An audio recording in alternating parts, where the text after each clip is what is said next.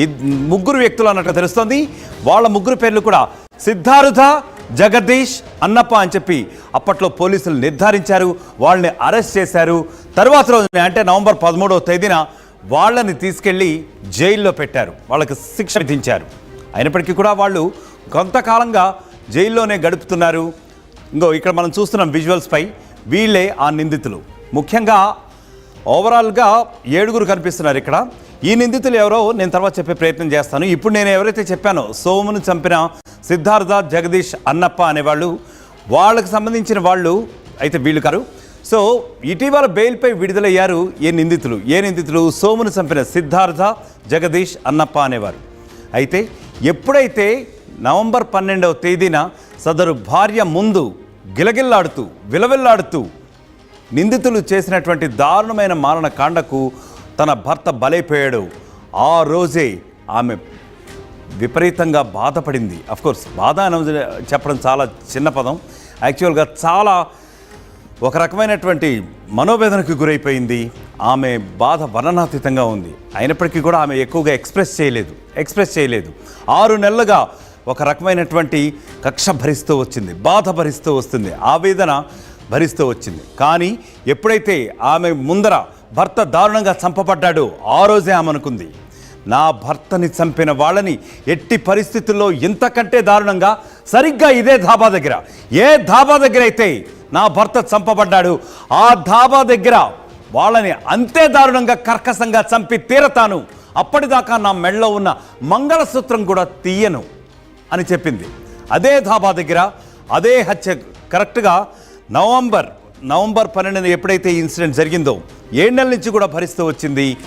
కరెక్ట్గా last month అంటే ఈ మంత్ జూన్ 24వ తేదీన ఆమె బంధువులందరితో కూడా కలిసి వచ్చి ఎప్పుడైతే నిందితులు బెయిల్పై విడుదలయ్యారు అంటే ఇంతకుముందు మనం చెప్పిన సిద్ధార్థ, జగదీష్, అన్నప్పాయి ఈ ముగ్గురు కూడా ఎప్పుడైతే ఆమెను భర్తని చంపారో, ఎవరైతే ఆమె భర్తని చంపారో వాళ్ళు ఎప్పుడైతే బెయిల్పై విడుదలయ్యారో మాటు వేసింది. వాళ్ళు ధాబాలో ఉన్నారని ఆమెకి తెలిసింది. గత కొద్ది కాలంగా కూడా ఆమె జైలు దగ్గర కూడా కొంత విచారించినట్టుగా కూడా తెలుస్తోంది. వాళ్ళు ఎప్పుడెప్పుడు బయటకు వస్తారు అని కొంతమంది అడ్వకేట్స్ని కూడా సంప్రదించినట్టుగా కూడా మనకి న్యూస్ ఉంది. రైట్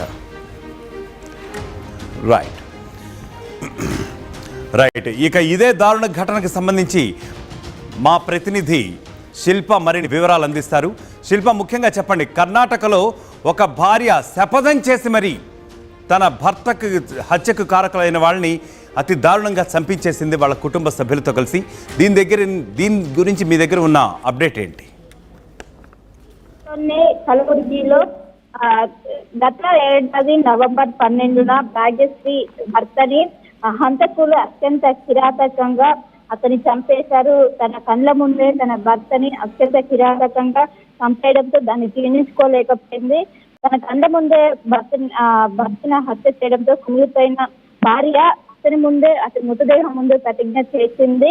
తన హత్యకు, తన భర్త హత్యకు కారణమైనటువంటి ఎవరు కూడా భూమి మీద లేకుండా చేసే వరకు కూడా ఆ మంగళసూత్రం తీయనంటూ కూడా ప్రతిజ్ఞ చేసింది. ఆ ప్రతిజ్ఞ ప్రకారం ఏదైతే భర్తను చంపిన అనంతరం నిందితుని పోలీసులు అదుపులోకి తీసుకొని పోలీసులు అరెస్ట్ చేశారు. అరెస్ట్ చేశాక కూడా కేసులు నమోదయ్యాయి. కానీ తర్వాత బెయిల్ పైన బయటకు వచ్చారు. దీనిపైన పక్కా ప్లాన్ ప్రకారం పగ తీర్చుకోవాలంటూ కూడా తన భర్తని తనను ఒంటరిగా చేసింది వీళ్ళు అంటూ కూడా వారిపైన పగ పెంచుకుంది. దాదాపు ఇన్వాల్వ్ అయినట్టు కూడా తెలుస్తుంది. వాళ్ళ ముగ్గురిని పక్కా ప్లాన్ ప్రకారం ఒక గ్యాంగ్ తో మాట్లాడి పక్కాగా ఒక డాబా దగ్గర ఉంటే అక్కడ వాళ్ళకి డబ్బులు ఇచ్చి వాళ్ళని హత్య చేసినట్టు కూడా పోలీసులు నిర్ధారణకు మొదట ముగ్గురు నిందితులను కూడా ఒకవైపు పాత కారణంగా మరణించినట్టు కూడా పోలీసులు మొదట్లో ప్రాథమికంగా నిర్ధారణకు వచ్చిన తర్వాత విచారణ చేసిన అనంతరం అదే రుజువైంది. కేవలం తన భర్తని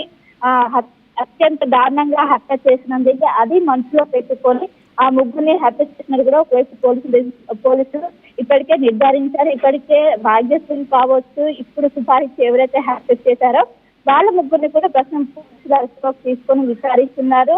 ముగ్గురిని కూడా ప్రస్తుతం అయితే పోలీసులు కేసు నమోదు చేసినట్టు కూడా తెలిసింది. ఇది అన్నది ఈ నెల 24న జరిగింది. మొత్తం కూడా ముగ్గురు ఇన్వాల్వ్ అయ్యారు. వాళ్ళు కొన్ని లక్షలు కూడా ఇచ్చి ఇది చేపించినట్టు కూడా తెలిసింది. కానీ ఈ మధ్య కాలంలో చూసుకున్నట్టయితే రేపు భార్య భర్తల గొడవల వల్ల భార్తను జీవిత కలిసి చంపించడం ఇవన్నీ కూడా చూస్తున్నాం. కానీ ఈ రోజు ఇది ఒక ఆశ్చర్యక ఘటనను చెప్పుకోవాలి. ఎందుకంటే భర్తను తన కళ్ళ ముందు అత్యంత కిరాతకంగా హత్య చేసిన అది తను జీర్ణించుకోలేక దానికి కారకులైనటువంటి నిందితుల పైన పగ వేసుకొని మరి చంపేసడం కూడా ఒక అక్కడికటువంటి స్థానికంగా కొంచెం ఆశ్చర్యం కలిగించింది. ఎందుకంటే ఈ మధ్య ఇలా చూస్తున్నాం. కానీ ఈ ప్రేమ ఈ విధంగా కూడా ఉంటుందని కూడా చాలా మంది కూడా ప్రస్తుతానికి అయితే ఆశ్చర్యానికి గురవుతున్నారు. ఇంకోవైపు ప్రస్తుతం అయితే దీనిపైన పోలీసులు కేసు నమోదు చేసుకొని దర్యాప్తు చేస్తున్నారు. వాళ్ళు మరణ ఆయుధాలు కూడా ఆడినట్టు కూడా తెలుస్తుంది. అటువంటి ఆయుధాలు కూడా ప్రస్తుతం పోలీసులు తీసుకొని ఫింగర్ ప్రింట్స్ వీటిని కూడా ప్రస్తుతం శాంతించిన మొత్తం మీద అయితే ప్రస్తుతం అయితే విచారణ జరుగుతుంది. రైట్, థ్యాంక్ యూ శిల్ప. మొత్తం మీద కర్ణాటకలోని కలబుర్గిలో ఈ ఆశ్చర్యకరమైన ఘటన జరిగింది. తన భర్తని అతి దారుణంగా హత్య చేసినటువంటి కిరాతకులపై ప్రతీకారం తీర్చుకుంది సదరు భార్య భాగ్యశ్రీ. ప్రతిజ్ఞ చేసి మరీ నిందితులను చంపింది మహిళ. అంటే దీనికోసం 6 నెలలకు పైగా వెయిట్ చేసినట్టుగా తెలుస్తోంది. వాళ్ళపై నిరంతర నిఘా, వాళ్ళు జైల్లో ఉన్నప్పటికీ కూడా చాలా జాగ్రత్తగా ఇవన్నీ కూడా మానిటర్ చేస్తూ వాళ్ళపై నిఘా పెట్టినట్టుగా తెలుస్తుంది.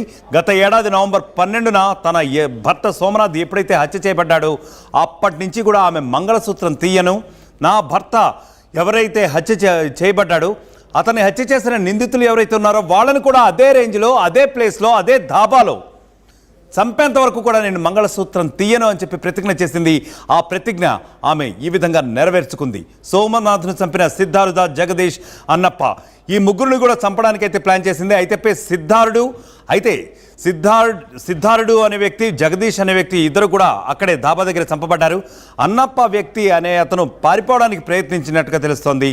అయితే ఎవరైతే ఈ ముగ్గురిపై దాడి చేశారో, ప్రతీకార దాడి చేశారో, అప్పుడు ఈ దాడి జరుపుతున్న క్రమంలో అన్నప్ప అంటే 3వ వ్యక్తి అతను పారిపోవడానికి ప్రయత్నించినట్టుగా తెలుస్తుంది. అయితే ఈ దాడి చేసిన వ్యక్తులు ఎవరైతే ఉన్నారో వాళ్ళు మరొక వ్యక్తిని అన్నప్ప అనుకుని అతన్ని చంపేయడం జరిగింది. ఇటీవల బెయిల్పై విడుదలయ్యారు ఈ నిందితులందరూ కూడా.